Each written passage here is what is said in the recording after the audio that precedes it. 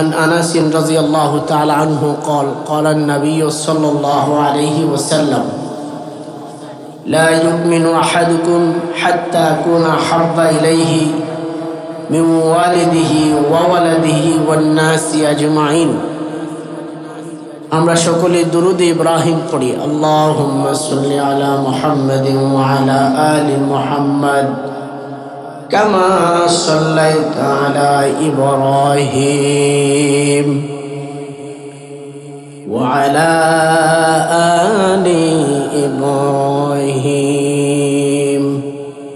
ইন্নাকা হামিদুম মাজিদ اللهم بارك على محمد وعلى آل محمد كما باركت على إبراهيم إنك حميد مجيد الحمد لله ঐতিহ্যবাহী মোমেনশাহী জেলার অন্তর্গত ভালুকা থানা জামিরদি দক্ষিণপাড়া জামে মসজিদ ও মাদ্রাসা এলাকাবাসী গুরুস্থান এর উদ্যোগে 2 দিন ব্যাপী প্রথম ইসলামী মহাসম্মেলনের মুহতারাম সভাপতি আল্লাহ হযরতের হায়াতে তয়্যিবা দান করুক, সকলে বলুন আমিন।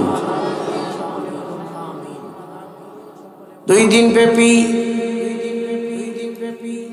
তাফসীরুল কোরআন মাহফিলের আজকের শেষ দিনের শেষ রজনী, আর আমিও শেষ।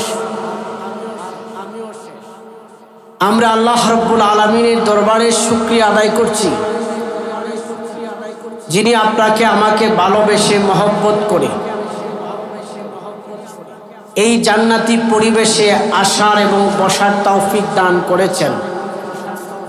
যিনি এই পরিবেশ তৈরি করেছেন আমাদের মেম্বার সাহেব, আল্লাহ ওনার হায়াতে তয়্যিবা দান করুক, সবাই বলুন আমিন।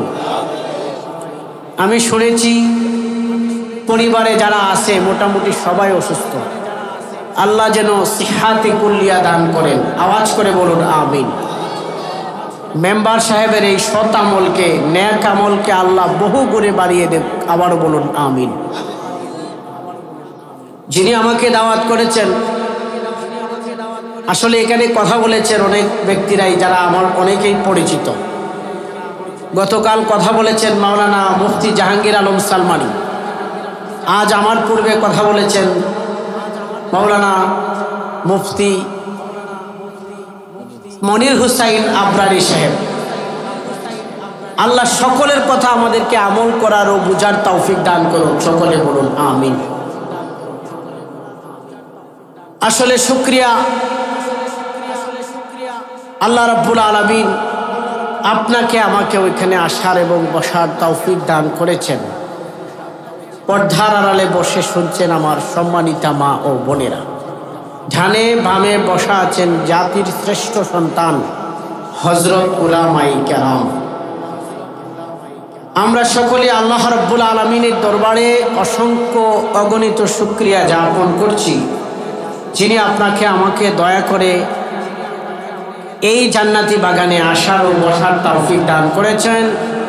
এজন্য আমরা কালিমাতুশ শুকুর আদায় করছি, বলে আলহামদুলিল্লাহ। আপনারা এখানে আসতে পেরে বসতে পেরে খুশি না বেজার? খুশির আওয়াজ তো আলহামদুলিল্লাহ ভালোই লাগছে, আবারও বলুন খুশি না বেজার? আমরা যে প্রশংসা করছি, আমরা খুশি, আমরা ভালো, এই প্রশংসা কার? আরো একটু আওয়াজ করে বলুন প্রশংসা কার? আমরা একজনের প্রশংসা করি, যিনি আপনার আমার। আরো একটু জোরে বলুন, যিনি আপনার আমার আল্লাহ। আসলে আমরা আল্লাহর প্রশংসা কেন করব? একটা মানুষ যখন ভালো কিছু করে বা খারাপ কিছু করে, তার একটা প্রতিক্রিয়া, পার্শ্ব প্রতিক্রিয়া আছে না নাই? যেমন আপনি যদি অ্যান্টিবায়োটিক একটা ডাক্তার সাহেবে লেখছে, মনে করেন 30 বছর বয়সে 500 পাওয়ার লেখছে, আপনি যদি 1000 পাওয়ার খান ক্ষতি হবে না লাভ হবে? ক্ষতি হবে। তাহলে আমরা যে প্রতিপালকের নাম নেব, লাভ কি আমাদের না আল্লাহ? আরো একটু আওয়াজ করে বলুন, কার? আমাদের। তাহলে আমরা প্রশংসা কেন করব? আল্লাহ রাব্বুল আলামিন অসংখ্য নিয়ামত দিয়ে আল্লাহ সুবহানাহু ওয়া তাআলা আপনাকে আমাকে ভরপুর করে দিয়েছেন। কথা বলুন ঠিক কিনা? আল্লাহ রাব্বুল আলামিন আপনাদের সামনে জ্বলন্ত প্রমাণ। আমাদের ভাই মাওলানা মনির হোসেন আবরারি, তিনি আমাকে দাওয়াত করেছেন। উনার একটা বিষয়ে এত ভালো লেগেছে, উনার নাম্বারটা আমাকে একবার বলেছিল যে ভাই আমি নাম্বারটা একটু বলি, আমার নাম্বারটা মুখস্থ করে। আল্লাহু আকবার। উনি আমার নাম্বার মুখস্থ দেখে আমাকে এত ভালোবেসেছেন যে ভালোবাসার প্রতিদান আমি দিতে পারবো না। আলহামদুলিল্লাহ, প্রতিনিয়তই খোঁজখবর নেন, কোথায় আছি, কেমন আছি, যে ভাই আসুন দূর থেকে শুধু দেখবো, আপনার একটু নিয়ে আসি আমার এলাকায়। যাই হোক, আল্লাহ ভাইয়ের হায়াতে তৈয়বা দান করুন, সকলে বলুন আমিন। আসুন, সময় কম, আমরা অল্প কিছু আলোচনা করি। আপনারা বসবেন তো? আমার রাইকে যাবেন না? হ্যাঁ ইনশাআল্লাহ। যত সময় আলোচনা করি আপনারা আমার সাথে একটু হ্যাঁ না ঠিক বেঠিক বলবেন ইনশাআল্লাহ। আল্লাহ রাব্বুল আলামিন আপনাকে আমাকে কত নিয়ামত দিয়েছেন। যেমন আপনাদের চোখ দিয়েছেন, আল্লাহ আমাকে চোখ দেয়নি। এটা কার দয়া এবং অনুগ্রহ? আল্লাহ আপনাদেরকে দিয়েছেন, এটাও দয়া। আল্লাহ আমাকে দেন নাই, এটাও দয়া। আল্লাহ বলেন, আলাম নাজআল্লাহু আইনাইনি ওয়া লিসানান ওয়া শাফাতাইন।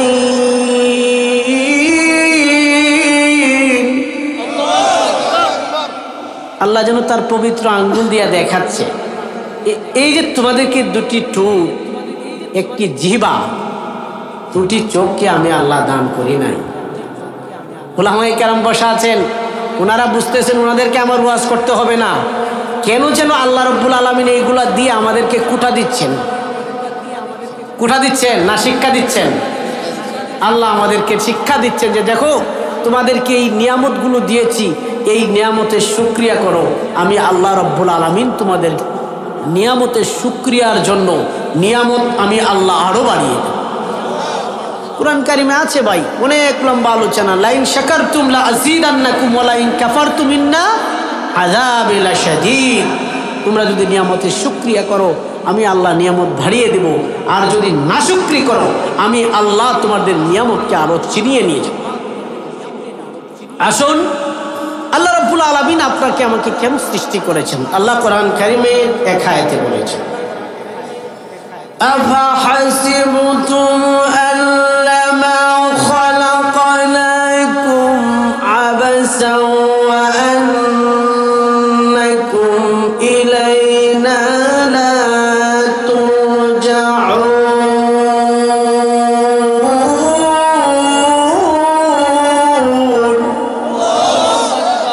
আল্লাহ বলেন, তোমরা কি মনে করেছো তোমাদেরকে আমি অনার্থক অহেতুক সৃষ্টি করেছি? অবশ্যই না। তোমরা যা দুনিয়ায় কৃতকর্ম করো, ভালো করো আর মন্দ করো, আমি আল্লাহর কাছে একদিন ফিরে আসতে হবে। কার কাছে যেতে হবে ভাই?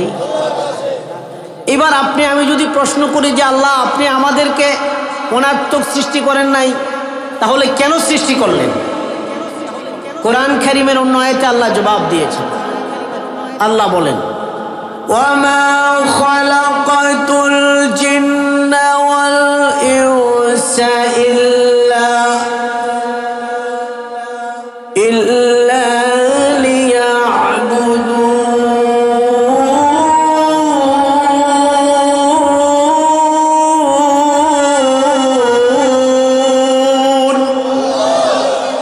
ওহে জিন আর মানুষ, তোমাদেরকে সৃষ্টি করেছি কেবলমাত্র আমি আল্লাহর ইবাদতের জন্য। আর আওয়াজ করে বলুন সুবহানাল্লাহ। কোরআন কারীমের অন্য আয়াতে আল্লাহ বলেছেন, কুল ইন্না সলাতি ওয়া নুসুকি ওয়া মাহইয়ায়া ওয়া মামাতি লিল্লাহি রাব্বিল আলামিন। চিৎকার দিয়ে বলুন আল্লাহু আকবার। আল্লাহ বলেন কুল, তোমরা এই কথা বলো। তার মানে নবীকে আল্লাহ আদেশ করেছেন, নবী এই কথা আপনি বলুন, ইন্না সলাতি, আমার নামাজ, আমার জীবন, আমার মরণ, আমার ধন সম্পদ, আমার মাল, সব কিছু কার জন্য? আল্লাহ বলেন ইন্না সলাতি ওয়া নুসুকি ওয়া মাহইয়ায়া ওয়া মামাতি লিল্লাহি রাব্বিল আলামিন। সব কিছু হবে আল্লাহর জন্য। ও ভালুকাবাসী, এখানে আমার মনে হয় 2 জেলার মানুষ, গাজীপুর জেলার মানুষও আছেন, ময়মনসিংহ জেলার মানুষও আছেন, অন্য অন্য জেলারও আছেন। হ্যাঁ ভাইয়েরা, দিলের কান দিয়ে শুনুন, আল্লাহর ইবাদত যদি আল্লাহর জন্য না হয়, আল্লাহর ইবাদত যদি আপনি ছেড়ে দেন, কেন জানি মহান আল্লাহ আপনাকে আমাকে কি রেড সিগন্যাল দিয়েছেন। কি সিগন্যাল দিয়েছেন আল্লাহ? আমার ভাইয়েরা, গাজীপুরের মেয়র অথবা বালুকার মেয়র, এই এলাকার মেয়র তো সবুজ সাহেব ছিলেন না, জাহাঙ্গীর আলম, জাহাঙ্গীর আলম সাহেব, উনি এখন দেশে নেই, এখন ইয়ালাভ শেষ, এখন অন্য কথা কোন। যাই হোক, একটি উদাহরণ, জাহাঙ্গীর সাহেব যদি কোনো একটা লোককে বলে, এই অমুক সাহেব, মেম্বার সাহেব, তোমার বালুকায় যদি কিছু হয় আমি দেখব, বলেন তো ওনার কোনো সমস্যা হবে? আরো একটু আওয়াজ করে বলুন, সমস্যা হবে? কোনো কারণবশত যদি ওবায়দুল কাদের বলতো, মেম্বার সাহেব আপনাকে দেখব, সমস্যা নাই, ঠিক কিনা? সমস্যা হয়তো